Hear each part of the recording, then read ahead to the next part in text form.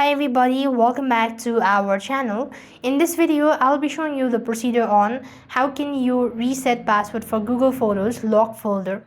To reset a forgotten password or Google Photos lock folder password, you must reset your device's PIN, pattern or password as a lock folder uses your device's security. Now for example, when you open up the Google Photos app, go to collection, scroll down and there you have a locked, right? So it sees that open lock folder using your current device's screen lock options. So you could either do a fingerprint if you have so, or tap on use PIN.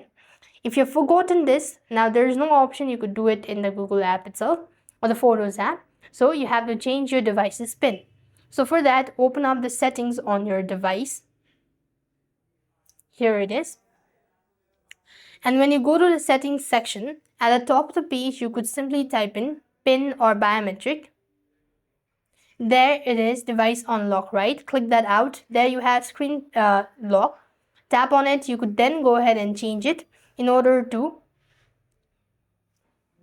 create new. So there you could go ahead and change it. And this way you'll be able to recover your Google Photos lock folder password. So that's how it works. I hope the video was helpful. Make sure to like, share and subscribe. Thank you for watching. See you in the next video.